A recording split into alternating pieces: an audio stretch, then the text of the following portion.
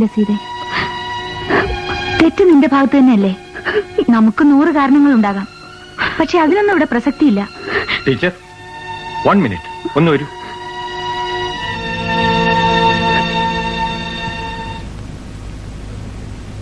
Sita കരയാണോ? Sir പറഞ്ഞത് അവളെ വല്ലാതെ ഹർട്ട് ചെയ്തു. മനഃപൂർവ്വം വൈരാഗ്യത്തോടെ പറഞ്ഞതല്ല. Work is work. ആരായാലും അതിലൊരു വിട്ടുവീഴ്ചയില്ല. എന്താണ് അവരുടെ പ്രോബ്ലം? അവളുടെ ഹസ്ബൻഡിന് തീരെ ഇഷ്ടമില്ല അവൾ ജോലിക്ക് വരുന്നത്. അയാൾ ഇത്തിരി വെൽ ടു ഡു ഫാമിലിയിലാണ്. അയാളുടെ വീട്ടിൽ ഇന്ന് വരെ സ്ത്രീകൾ ജോലിക്ക് പോയിട്ടില്ല അത്രേ. എങ്കിൽ അവർക്ക് ഈ ജോലി രാജിവെച്ചൂടെ? അവൾക്കത് വയ്യ. ടീച്ചിങ് പ്രൊഫഷനോട് വലിയ സെന്റിമെന്റ്സ് ആണ് അവൾക്ക്. അച്ഛൻ ടീച്ചറായിരുന്നു. പിന്നെ അച്ഛന്റെ ഏറ്റവും വലിയ മോഹമായിരുന്നു അവളെ ഒരു ലെക്ചറർ ആക്കണമെന്ന്. എങ്കിലും വിവാഹം കഴിഞ്ഞാൽ ഭർത്താവിന്റെ താല്പര്യങ്ങളല്ലേ അനുസരിക്കേണ്ടത്? അത് അവരുടെ രണ്ടുപേരുടെയും വിഷൻസില് വലിയ അന്തരമുണ്ട്. അവളൊരു നാട്ടുമ്പുറത്തുകാരി പെൺകുട്ടിയാണ്. ഭർത്താവിന്റെ വീടും കൾച്ചറും ഒക്കെ വല്ലാത്ത വീർപ്പുമുട്ടലാണ് അവൾക്ക്. അവിടുന്ന് ഒരു രക്ഷപ്പെടലാണ് കോളേജ്. ശരി, അവരോടൊന്ന് പറഞ്ഞ് മനസ്സിലാക്ക്.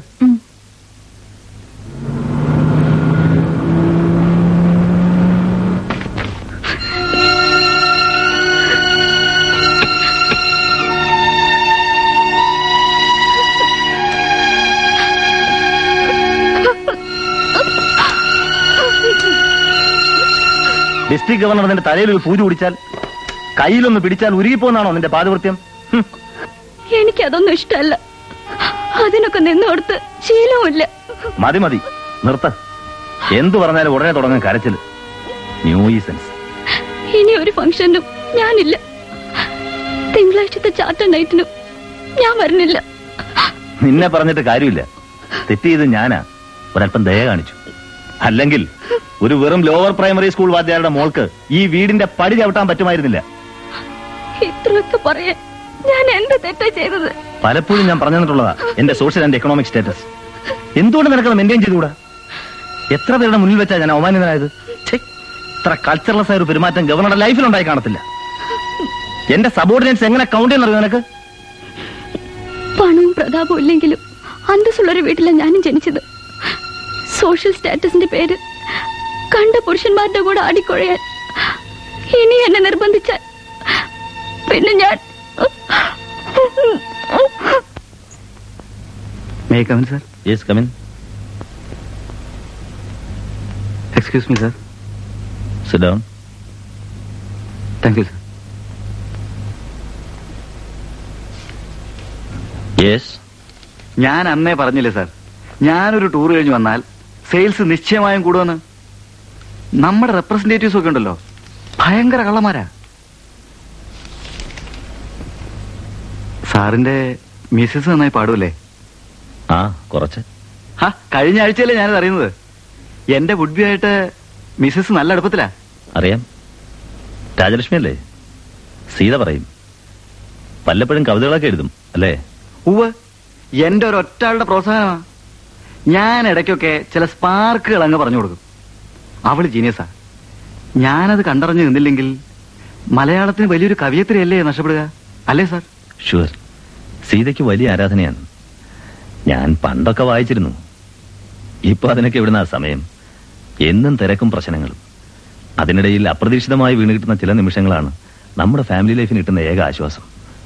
അപ്പോ വൈഫ് സ്റ്റുഡൻസിന്റെ നോട്ട്, നാളത്തെ ക്ലാസിന്റെ പ്രിപ്പറേഷൻ, കോളേജ് എന്നൊക്കെ പറഞ്ഞ് നടന്നാൽ ഒന്ന് ഓർത്തു നോക്കൂ അവസ്ഥ. Really sympathetic. പറഞ്ഞാൽ അവൾക്ക് മനസ്സിലാവില്ല. ഞങ്ങളുടെ വീട്ടിൽ ഇങ്ങനൊരു പതിവില്ല സ്ത്രീകൾ ജോലിക്ക് പോകുന്നത്. അതുകൊണ്ട് ബന്ധുക്കളൊക്കെ വരുമ്പോ വല്ലാതെ ക്ഷയമായി പോകുന്നു. ഞങ്ങളുടെ വിവാഹം അറിയാമോ? ഇല്ല. She belongs to a very poor family. ഒരു സാധാവാദ്യാരുടെ മകള്. ഒരു ചില്ലി കാശോ ഒരു തരി സ്വർണമോട് അവറി വാങ്ങാതെയാണ് ഞാൻ മാരി ചെയ്തത്.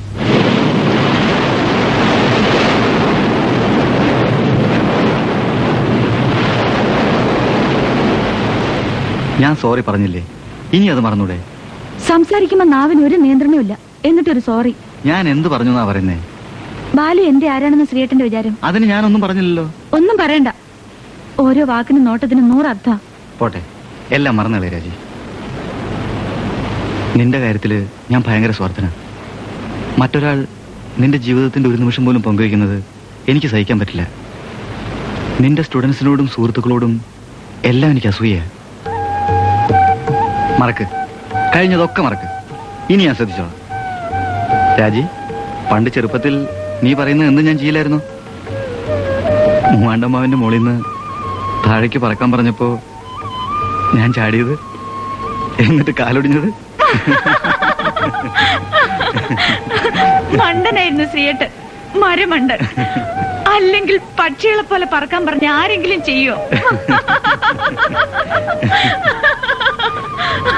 നമുക്ക് ഈ തീരത്തൂടെ ഓടാം.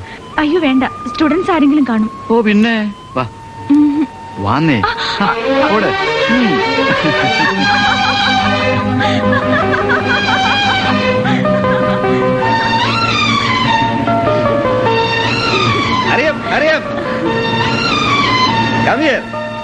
എന്റെയും വൈഫും. വാ. ഞാനില്ല, ഞാനിവിടെ നിൽക്കാം. അത് മോശമല്ലേ? വാ വരാൻ.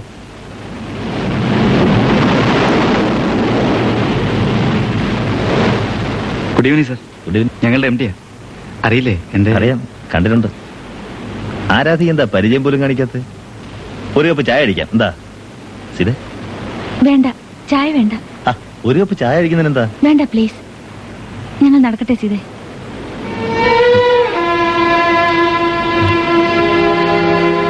സോറി സർ, ഞങ്ങള് ഡിസ്റ്റർബ് ചെയ്യുന്നില്ല. It's all right. രാജി, അദ്ദേഹം എന്റെ എംഡിയാണ്. ഒന്ന് മര്യാദയ്ക്ക് ബിഹേവ് ചെയ്യാൻ പാടില്ലായിരുന്നു നിനക്ക്?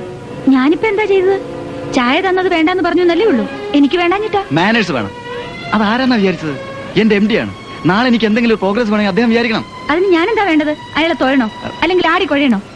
സീതയെ കെട്ടി എഴുന്നള്ളിച്ചിരിക്കുന്നത് കണ്ടില്ലേ പ്രദർശനത്തിന്? പാവം. നീ കവിയാണെന്നൊക്കെ പറയുന്നത് വെറുതെയാ, കൾച്ചർലെസ്. അതെങ്ങനെയാ? കണ്ട ചെറ്റകളുമായിട്ടല്ലേ കമ്പനി? ചെറ്റത്തരമല്ലേ അറിയൂ?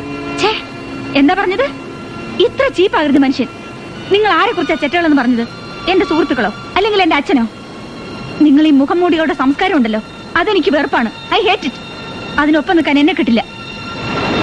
രാജി, രാജി.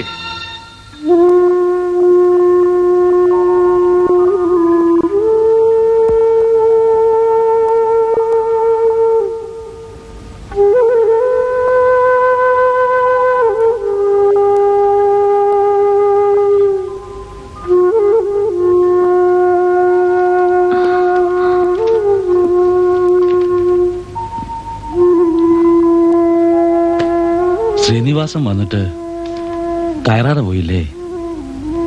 സാരമില്ല, അവന്റെ സ്വഭാവം നിനക്കറിയാലോ. ഒത്തുപോകാൻ കഴിയുമെന്ന് നോക്കുക. ഇനി നീട്ടരുത്.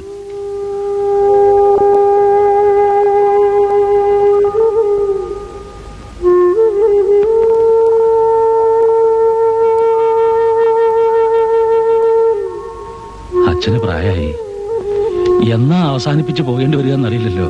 അച്ഛാ, നീ വിഷമിക്കുന്ന എന്തിനാ? മരണമാണ് ഏറ്റവും വലിയ സത്യം, നിനക്കറിയാലോ. എവിടെയും ഏത് നിമിഷവും മൂപ്പർക്ക് കയറി വരാം. കോമാളി, മൂപ്പര് വരുമ്പോ ഇന്ന് പറ്റില്ല നാളെ ആവട്ടെ എന്ന് പറയാൻ പറ്റുമോ? അതാ അച്ഛൻ പറയുന്നത്.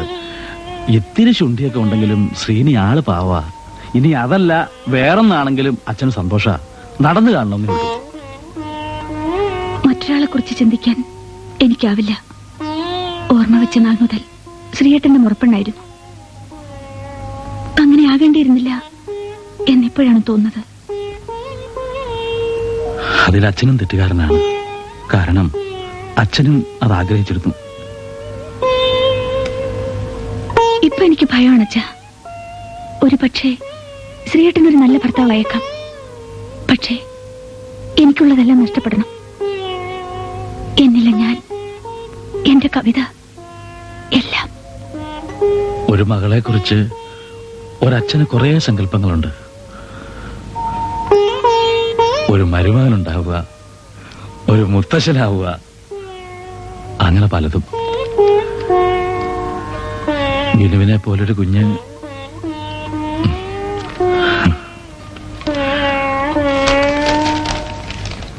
ഉണ്ണി കെട്ടിപ്പൊതിഞ്ഞൊരീറക്കുഴലിന്റെ ഉള്ളിൽ ഞെരുങ്ങിത്തിരക്കുന്നു പാടാത്ത താരാട്ടുപാട്ടിന്റെ ഈണക്കുരുന്നുകൾ. കാറ്റില